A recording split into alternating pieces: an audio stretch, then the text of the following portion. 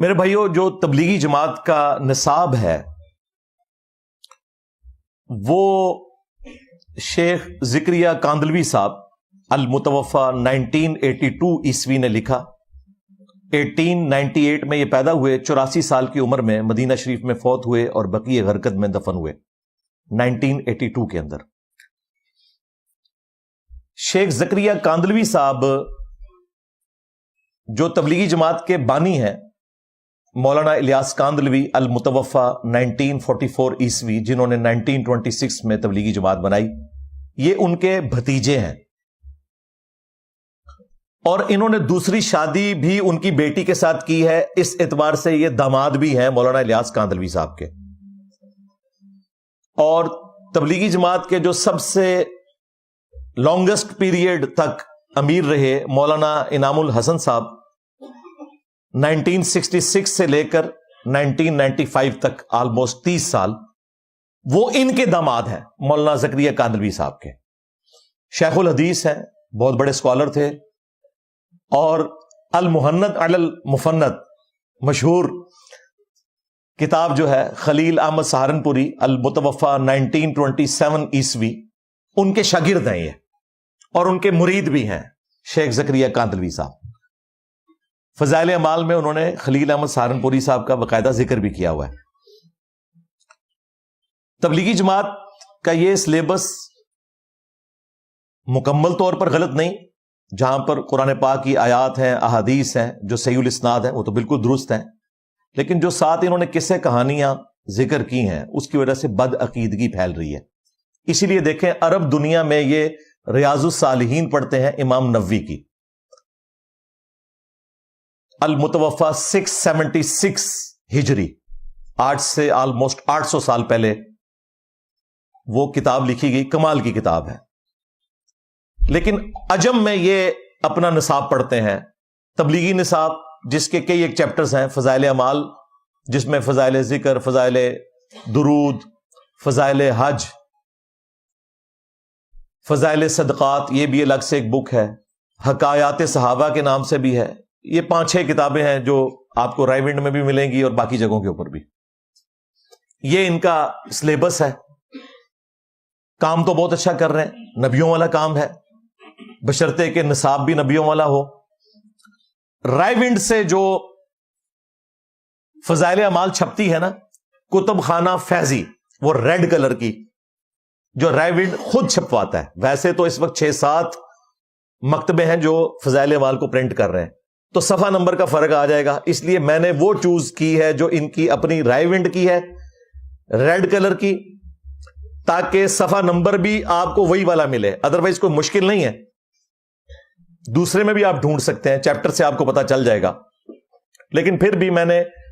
شیطانی وسوسہ ختم کیا ہے، میں نے رائے ونڈ کی جو ہینڈ ریٹن چل رہی ہے اس زمانے کی کاتب کی لکھی ہوئی، اب تو ویسے انہوں نے سافٹ ویئر کے تھرو بھی ان پیج کے تھرو لکھوا لی ہے، لیکن رائے ونڈ سے وہی چلتی ہے اس وقت۔ ساری تبلیغی جماعت وہی ہاتھ کی لکھی ہوئی، اچھی ہینڈ رائٹنگ ہے، کاتب کی لکھی ہوئی کتب خانہ فیضی کی فضائل اعمال پڑھتے ہیں۔ اسی کے ریفرنسز میں یہاں پر کوٹ کروں گا، 17 ریفرنسز، کیونکہ دن رات میں فرض رکھتوں کی تعداد 17 ہے، یہ اس نسبت سے میں نے 17 کا عدد چوز کیا، ورنہ یہ حوالے سینکڑوں میں ہو سکتے تھے، لیکن میرے خیال 17 حوالے ایک دن رات کے اندر دماغ کھولنے کے لیے کافی ہیں انشاءاللہ تعالی۔ Reference number 1، page number 8 number page پہ تمہید میں وہ لکھتے ہیں کہ سفر 1357 ہجری میں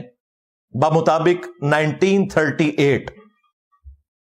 جب ان کی عمر 40 سال تھی شیخ زکریہ کاندلوی صاحب کی، تو کہتے ہیں اس وقت مجھے موقع ملا۔ ویسے تو میرے چچا جان جنہوں نے تبلیغی جماعت بنائی، الیاس کاندلوی صاحب، مجھے عرصہ دراز سے کہہ رہے تھے کہ کوئی سلیبس تیار کرو، تم شیخ الحدیث ہو، تبلیغی جماعت کے لیے کوئی کتاب ایسی لکھ دو کہ جو وہ پڑھا کریں۔ تو کہتے ہیں کہ سفر 1357 بمطابق 1938 میں ایک مرض کی وجہ سے دماغی کام سے روک دیا گیا۔ وہ کہتے ہیں مجھے کوئی ایسی بیماری لگ گئی کہ ڈاکٹر نے کہا کہ آپ نے دماغی کام کوئی نہیں کرنا۔ کون سا کام؟ دماغی۔ دیوبند دماغ بند. تو انہوں نے کہا اب دماغ تو میرا ہو گیا بند, تو اب میں دیوبندیوں کے لیے کام کر سکتا ہوں. اب جملے دیکھیں, وہ کہتے ہیں مجھے کام سے روک دیا, دماغی کام سے. تو میں نے کہا کہ میں اب ان خالی ایام کو اس بابرکت مشغلے میں صرف کروں کہ یعنی کتاب لکھ دوں جو کئی سالوں سے نہیں لکھ سکا. پھر اگلے جملے اتنے زبردست ہے, وہ کہتے ہیں اگر میرے یہ اوراق پسند خاطر نہ بھی ہوئے تب بھی میرے خالی ایام تو اس مشغلے میں کٹ ہی جائیں گے. اس بندے نے اتنی کیجول کتاب لکھی ہے, جب دماغی کام سے اسے روک دیا گیا اس نے کہا چلو یار اب میں فارغ ہوں, اب میں دیوبند دماغ بند کے لیے کتاب لکھ دوں. اور یہ سٹارٹ میں لکھا ہے اس بندے نے خود, یہ نا کہ میں نے گن پوائنٹ پہ لکھوایا. یہ ویسے اس بندے کی ایمانداری ہو سکتا ہے, اس کی وجہ سے اس کی بخشش ہو جائے کہ اس نے سٹارٹ ہی میں بتا دیا ہے کہ میری دماغی حالت ٹھیک نہیں. ہاں, جو کچھ میں لکھ رہا ہے اپنی ذمہ داری سے پڑھو. تو تبلیغی جماعت والوں کا بھی کام ہے کہ اس کے بعد جو کچھ لکھا ہوا ہے اپنی ذمہ داری کے اوپر پڑھیں. ہمیں قرآن میں اللہ نے حکم دیا ہے وَلَا تَقْفُ مَا لَيْسَ لَكَ بِهِ عِلْمٌ إِنَّ السَّمْعَ وَالْبَصَرَ وَالْفُؤَادَ كُلُّ أُولَٰئِكَ كَانَ عَنْهُ مَسْئُولًا. اے انسان کسی چیز کی پیروی اس وقت تک مت کر جب تک کہ تجھے اس کے بارے میں ڈیفینیٹ علم حاصل نہ ہو جائے. بے شک کان, آنکھ اور عقل, دل ہو یا دماغ, اس کے بارے میں پوچھا جائے گا استعمال کیوں نہیں کیا. اور شیخ زکریا کاندھوی صاحب کہہ رہے ہیں دماغی کام سے روک دیا گیا, تو میں نے کہا کہ میں پھر یہ کام کر لوں. نحمده ونصلي على رسوله الكريم اما بعد فاعوذ بالله من الشیطان الرجیم بسم اللہ الرحمن الرحیم.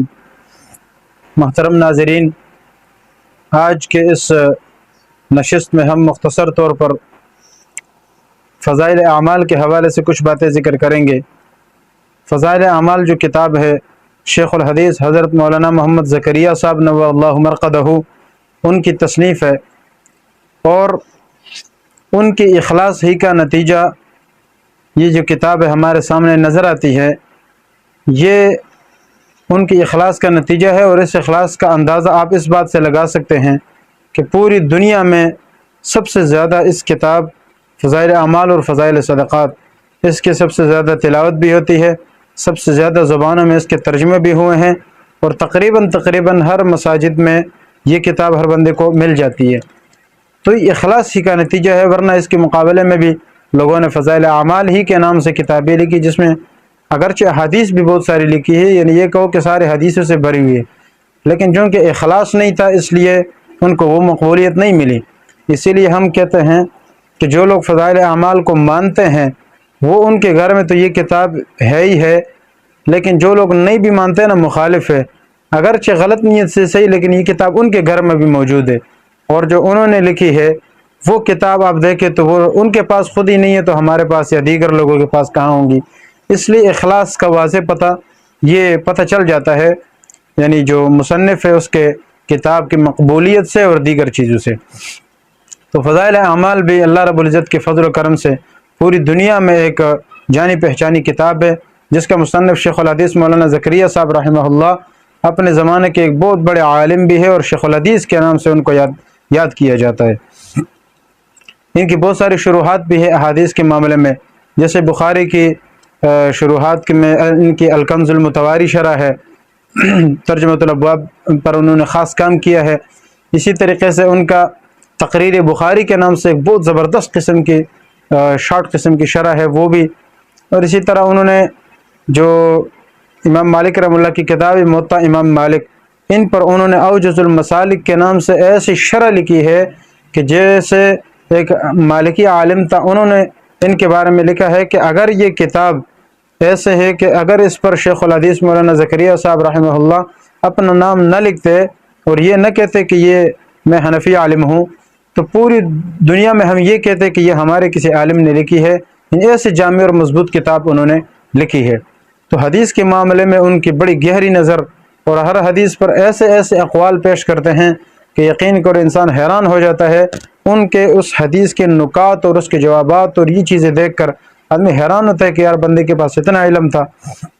بہرحال اللہ تعالیٰ نے ان کو قبول فرمایا, اور آج بھی جو کیا نام ہے مسجد نبوی ہے اس کے پاس جنت البقیع میں ان کے قبر ہے.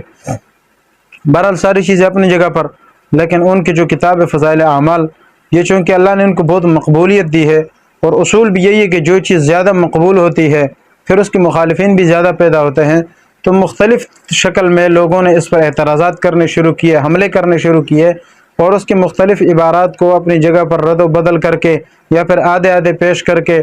یا پھر اس کا معنی غلط طریقے سے پیش کر کے لوگوں کو اس سے متنفر کرنے کی کوشش کی ہے۔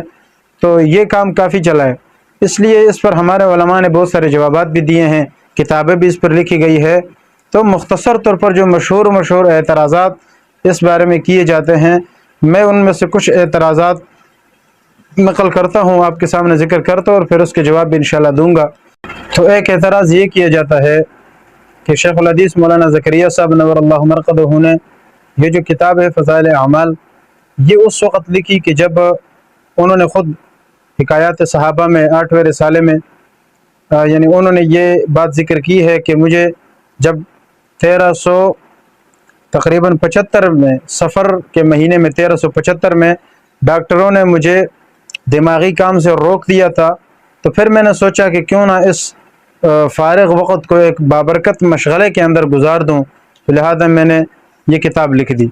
تو اس لیے وہ اعتراض کرتے ہیں کہ یہ کتاب انہوں نے اس وقت لکھی جب ان کا دماغ جو ہے نا خراب تھا، دماغی کام سے ان کو روک دیا تھا، اور پھر انہوں نے جا کے یہ کتاب لکھنا شروع کر دیا۔ دیکھو یہ ایک اعتراض، یہ جو اعتراض ہے یہ بالکل سراسر باطل ہے اور غلط ہے، اور اس میں معترض نے بڑے دجل و فریب سے کام لیے، اور فریب سے کام یہ لیا ہے کہ اس کو کتاب کے پس منظر کے ایک تو پتہ نہیں ہے، دوسرا انہوں نے غلط جگہ پہ اعتراض کو فٹ کیا۔ یہ جو کتاب ہے فضائل اعمال، اس میں آپ دیکھیں تو یہ صرف ایک حصہ نہیں ہے بلکہ یہ مختلف حصے ہیں۔ مثال کے طور پر اس میں فضائل حکایات صحابہ ہے شروع میں، پھر فضائل نماز ہے، فضائل ذکر ہے، فضائل کیا نام ہے رمضان ہے، ٹھیک ہے، اس طرح مختلف فضائل ہے، فضائل قرآن بھی اس کے اندر ہے، اور ہر ایک رسالہ یہ الگ الگ لکھی گئی ہے، یہ بعد میں مطلب اس کو جوڑا گیا ہے، لیکن یہ لکھے الگ الگ ہے۔ شیخ صاحب کی جو کتاب ہے آپ بیتی، ان کی کتاب ہے، اس کے پہلے جلد میں آپ دیکھیں یہ کتابوں کی پوری تفصیل موجود ہے کہ میں نے فلاں کتاب کس وقت لکھی، فلاں کتاب کس وقت لکھی۔ اس میں یہ جو فضائل عمل کے رسالے ہیں نا، فضائل قرآن، فضائل نماز، فضائل ذکر، حکایات صحابہ، یہ سارے انہوں نے الگ الگ لکھے ہیں، اور ایک ایک الگ الگ وقت میں لکھے ہیں، وہاں تاریخ بھی لکھی ہوئی اور سب کچھ لکھے ہوئے ہیں، نہیں تو آپ وہاں دیکھ لیں۔ مثال کے طور پر یہ جو مختصر طور پر میں آپ کو ذکر کر دیتا ہوں، ان میں ایک حکایت صحابہ ہے، یہ انہوں نے شوال کے مہینے میں 1358 ہجری میں انہوں نے یہ کتاب، یہ رسالہ لکھا۔ پھر فضائل قرآن کے بارے میں بھی آتا ہے، ذی الحجہ 1348 ہجری میں انہوں نے لکھی۔ اسی طرح فضائل نماز، فضائل ذکر، اور یہ دو ان محرم اور شوال کے مہینے میں لکھی، اور 1358 ہجری میں یہ بھی لکھی، یعنی ایک محرم کے مہینے میں اور ایک شوال کے مہینے میں۔ اسی طرح فضائل تبلیغ انہوں نے صفر 1350 ہجری میں لکھی، اور آخر میں جو فضائل رمضان ہے یہ انہوں نے لکھا 1339 یا 49 ہجری میں انہوں نے لکھی، 49 ایک کم 50۔ اب دیکھو مختلف اوقات میں انہوں نے یہ رسالے لکھے، پھر بعد میں کسی نے یہ جوڑ کر، ورنہ آپ فضائل اعمال اٹھائیں نا، ہر جب حکایت جو ہے نا ایک رسالہ ختم ہوتا ہے دوسرا شروع ہوتا ہے، تو پہلے کے بالکل آخر اختتام میں انہوں نے تاریخ سمیت پوری چیز لکھ دی ہے، آپ وہاں دیکھ لیں۔ تقریباً یہ جو 5-6 رسالے ہیں، فضائل قرآن، فضائل نماز، فضائل ذکر، ہر ایک کے اختتام پر ہر ایک کی الگ الگ تاریخ لکھی ہوئی ہے، وہ آپ ملاحظہ کر لیں، آپ کو پتہ چل جائے گا۔ تو اس لیے یہ پوری کتاب یہ جو ہے نا انہوں نے اس طرح سے لکھی ہو اکٹھی، اور نعوذ باللہ یہ کہنا کہ ان کا دماغ خراب تھا اور پھر انہوں نے یہ لکھی، ایک تو یہ دیکھو کتنی بڑی خیانت ہے کہ سب کے ساتھ اس کو جوڑا جا رہا ہے۔ دوسری خیانت یہ بھی ہے کہ ان کو دماغی کام سے روک دیا تھا، یہ بات بھی نہیں ہے، بلکہ شیخ صاحب رحمہ اللہ ان کی اسی آپ بیتی میں جہاں یہ تفصیل ہے کتاب، وہاں پر انہوں نے خود لکھا ہے کہ بھئی وہ مرض کوئی دماغی مرض نہیں تھا، کوئی دماغی کام نہیں تھا کہ جس کی وجہ سے مجھے روکا گیا، بلکہ وہ کوئی اور مرض تھا جس کی وجہ سے مجھے ڈاکٹروں نے پھر اور کاموں سے روک دیا، تو میں چونکہ فارغ ہوتا تھا اور کام کی بجائے میں نے کہا چلو اس میں پھر یہ کام کر دوں۔ تو وہ جو مرض تھا وہ مرض بھی دماغی نہیں بلکہ نکسیر کا مرض تھا۔ نکسیر سمجھتے ہو نا، ناک سے خون آتا ہے، تو ناک سے خون آنے لگا اور بہت زیادہ چونکہ خون بہنے لگا، اس لیے ان کو منع کر دیا گیا کہ بھائی آپ اس طرح مشغول زیادہ نہ رہا کرے، اس لیے فارغ تھا، تو اس نے کہا میں نے چلو یہ کتاب بھی لکھ دیں۔ اچھا، پھر اس بیماری میں بھی انہوں نے اور کتابیں نہیں لکھی، یہ فضائل قرآن، فضائل نماز، فضائل ذکر، ان میں سے کچھ بھی نہیں لکھا، صرف ایک اس بیماری میں حکایات صحابہ لکھی ہے، وہ تاریخ بھی آپ دیکھ لیں دونوں میں، وہ بیماری کی تاریخ کیا ہے آپ بیتی میں لکھی ہوئی ہے، اور یہ جو میں نے تاریخ بتائی ہے نہیں تو فضائل اعمال میں حکایات صحابہ کے آخر میں دیکھ لیں، وہ دونوں تاریخ ایک جیسی ہے، تو تقریباً قریب ہی ہے۔ اب وہ اس تاریخ میں انہوں نے لکھی حکایات صحابہ، تو سوال یہ ہے کہ یہ جو حکایات صحابہ شیخ صاحب نے لکھی ہے، یہ حکایات صحابہ دیکھے شروع سے لے کر آخر تک پڑھے، اس میں اگر کوئی غلط واقعہ صحابہ کرام کے بارے میں یا کوئی بھی ایسی بات اگر ذکر کی گئی ہے تو وہ آپ ذکر کریں تو پھر ہم جواب دے دیں، اور یقیناً اس میں یہ ہر بندہ جانتا ہے حکایات صحابہ میں کوئی ایسے معترض قابل اعتراض بات نہیں ہے بقول غیر کے بھی۔ تو پھر ہم یہ کہتے ہیں کہ جب حکایات صحابہ میں اگر بیماری کے باوجود انہوں نے اس طرح سے کتاب لکھی ہے کہ جس میں کوئی اعتراض بھی نہیں ہے، پھر آپ مان لو کہ یہ شیخ رحمہ اللہ کی کرامت ہی ہو سکتی ہے، اور واقعتاً کرامت ہے بھی صحیح کہ اتنی مقبولیت بھی ان کو ملی ہے۔ اور اب اس پہ انشاءاللہ اور بھی اعتراضات ہم ذکر کریں گے اور ان کے جوابات بھی دیں گے، فی الحال کے لیے اتنا کافی ہے۔ وآخر دعوانا الحمدللہ رب العالمین۔ يرفع الله الذين